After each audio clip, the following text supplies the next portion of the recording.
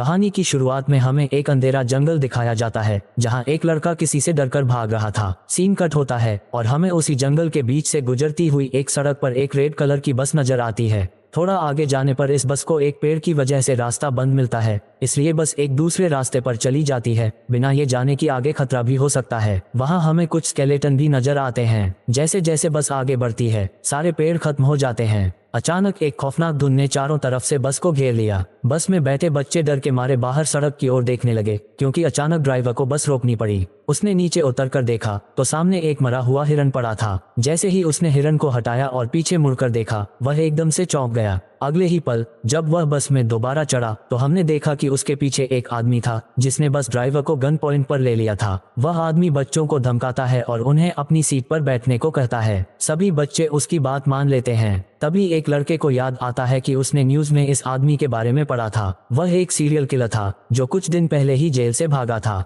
सबसे डराने वाली बात यह थी कि यह आदमी सिर्फ टीनेजर्स को ही मारता था। वह एक साइकोपैथ है। आदमी के कहने पर बच्चों ने अपने फोन खिड़की से बाहर फेंक दिए और ड्राइवर ने बस चलाना शुरू किया। चलते चलते ड्राइवर ने एक और साइन बोर्ड मिस कर दिया जिस पर लिखा था कि वह एक मिलिट्री के खाली जोन की तरफ बढ़ रहे हैं। वह एक ऐसा एरिया था जहां सालों पहले रिसर्च की गई थी। ये एक टनल थी जिसमें बहुत सी लाइटें जल रही थीं। जैसे ही बस टनल में पहुंची बस का इंजन खराब हो गया। साइकोपैथ को शक हुआ कि ड्राइवर उसके साथ गेम खेल रहा है, इसलिए उसने एक लड़की को गन पॉइंट पर ले लिया और ड्राइवर से कहा, नीचे उतरो और बस ठीक करो, नहीं तो मैं इस लड़की को मार दूंगा। अचानक टनल की लाइट भी चली गई जिससे सब घबरा गए। अंधेरा होते ही खौफनाक आवाजें आने लगीं। फिर किलर ने ड्राइवर को इशारा किया कि जाओ देखो वहां क्या है। ड्राइवर टॉर्च लेकर आगे बढ़ा और अंधेरे में उसे कुछ नजर आया। करीब जाने पर उसने देखा कि वह एक भयानक मॉन्स्टर है। ड्राइवर ने डर के मारे चीख मारी और मॉन्स्टर ने उसे मार डाला। बस में बैठे लोग ये सब देख रहे थे और किलर भी लड़की को लेकर जल्दी से बस में आ गया। वह सबको चुप रहने को कहता है ताकि मॉन्स्टर उन्हें न देख सके और न सुन सके। किलर जल्दी से बस स्टार्ट करने की कोशिश करता है लेकिन चाबी तो ड्राइवर के पास थी। किलर ने एक लड़की से कहा, जाओ ड्राइवर के पास से चाबी लेकर आओ। लड़की डरते डरते ड्राइवर के पास पहुंची और उसे देखकर शॉक रह गई। ड्राइवर मर चुका था। लड़की रोने लगी। उसने अपने आप पर काबू किया, किसी तरह ड्राइवर के हाथ से चाबी ली और वापस बस में आ गई। जब बच्चों ने उससे ड्राइवर के बारे में पूछा तो उसने नहीं में सिर हिलाया। सब बच्चे उदास हो गए। किलर ने एक लड़के से बस स्टार्ट करने को कहा लेकिन बस खराब थी। किलर उसे धमकी देता है कि अगर बस स्टार्ट नहीं हुई तो वह सबको मार देगा। तभी एक लड़का किलर से बहस करने लगता है और मौका पाकर पीछे से दूसरा लड़का उसे धक्का दे देता है। लड़के ने किलर से गन छीन ली और उसने उसी पर गन तान दी। किलर हंसते हुए बोला, तुम मुझे मार नहीं सकते, मारने के लिए हिम्मत चाहिए जो तुम में नहीं है। तभी बस की छत से आवाजें आने लगी और किलर ने दोबारा गन छीन ली। अब बस के ऊपर से आने वाली आवाजें बढ़ने लगी जिससे सारे बच्चे डर गए। किलर गुस्से में बस से उतरा और चिल्लाने लगा,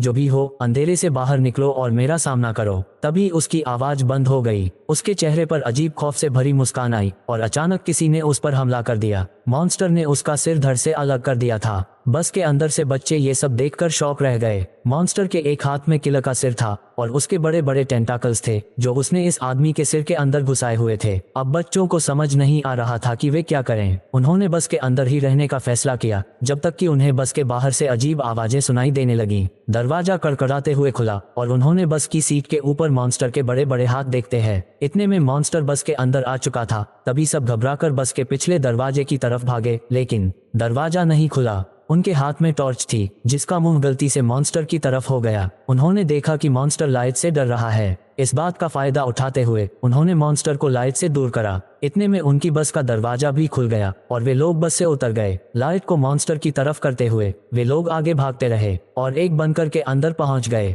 इस बंकर में एक कमरा था जहां एक नक्शा बना हुआ था। इसे देखकर उन्हें पता चला कि ये जगह एक मिलिट्री बेस है। अगर यह मिलिट्री बेस था तो यहाँ लाइट भी जरूर होगी और कंट्रोल पैनल भी होगा। अगर उन्हें मॉन्स्टर से बचना है तो किसी तरह कंट्रोल पैनल को ऑन करना जरूरी है ताकि लाइट्स जल जाएं और मॉन्स्टर उनसे दूर रहे। फाइनली वे लोग बचकर निकल पाए। उन्होंने कंट्रोल पैनल ढूंढने का फैसला किया। नक्शा देखकर उन्होंने प्लान बनाया कि कंट्रोल पैनल कहाँ हो सकता है। नोलन और उसका साथी पावर पॉइंट को ढूंढने चले गए जबकि बाकी 3 लोग वहीं बैठे टाइम पास कर रहे थे। अचानक क्वीनी ने कहा, मुझे वॉशरूम जाना है। वह अकेले जाने से डर रही थी इसलिए रेजी उसके साथ गया। रेजी उससे बातें कर रहा था पर काफी देर हो गई और क्विनी ने कोई जवाब नहीं दिया। जब रेजी ने पीछे मुड़कर देखा तो वह क्विनी वहां नहीं थी। उसके होश उड़ गए। जोर जोर से चिल्लाते हुए वह उसे ढूंढने लगा। उसके दोस्तों को भी ये बात पता चल गई कि क्विनी गायब है। सब उसे ढूंढने लगे और एक ऐसी जगह पहुंचे जहां उन्होंने क्विनी को देखा। उसके ऊपर एक भयानक मॉन्स्टर था। वह उसको मारने ही वाला था। क्विनी बेहोशी की हालत में थी। रेजी ने मॉन्स्टर को मशाल दिखाकर उसे डिस्टर्ब किया और उसका दूसरा दोस्त क्विनी को निकालने में कामयाब हो गया।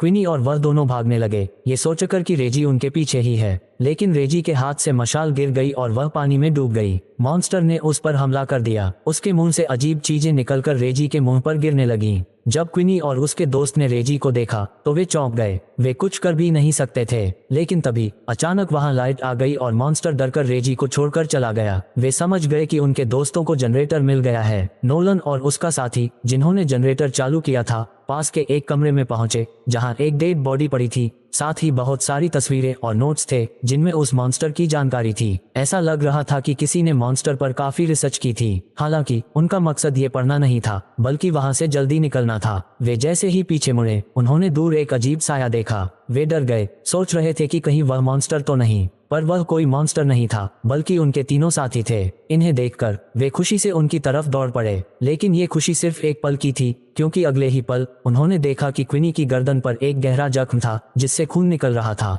ये जख्म उस मॉन्स्टर के काटने से हुआ था। हो सकता था कि अब क्विनी भी इन्फेक्टेड होकर मॉन्स्टर में बदल जाए। नोलन ने कहा, शायद हमें क्विनी को साथ नहीं रखना चाहिए। लेकिन वे ऐसा नहीं करते और क्विनी को साथ रखते हैं, ये जानने के लिए कि क्विनी के साथ आगे क्या होगा। वे दोबारा उसी कमरे में जाते हैं जहां पहले नोट्स मिले थे। वे एक नोटबुक उठाकर पढ़ते हैं। ये कहानी एक लड़के की थी जिसे अपनी बहन के साथ नई जगहें एक्सप्लोर करना बहुत पसंद था। एक दिन एक्सप्लोर करते करते वे इस मिलिट्री बेस तक पहुंच गए। वलकाल, जिसने ये कहानी लिखी थी, नक्शे को ध्यान से देख रहा था और उसकी बहन आगे बढ़ गई। अचानक उसे टनल में कुछ अजीब नजर आया। जब उसका भाई उसकी तरफ देखता है तो बहुत देर हो चुकी थी। टनल के अंदर से चीखने की आवाजें आ रही थीं। वह डरकर अपनी बहन को बचाने की बजाय जंगल की तरफ भाग गया ताकि वह अपनी जान बचा सके। ये वही सीन था जो हमने मूवी की शुरुआत में देखा था। उसने मॉन्स्टर को मारने के लिए एक मशीन भी बना डाली थी, लेकिन इससे पहले कि वह मॉन्स्टर को मार पाता, उसकी बुरी किस्मत से मॉन्स्टर को उसके वहां होने का पता चल गया और उसने उसे ही मार डाला। उसी के बनाए हुए नोट से ये लोग यह भी पता लगाते हैं कि मॉन्स्टर जिस पर भी हमला करता है या जिसका खून पी लेता है, उसे मारकर ही रहता है।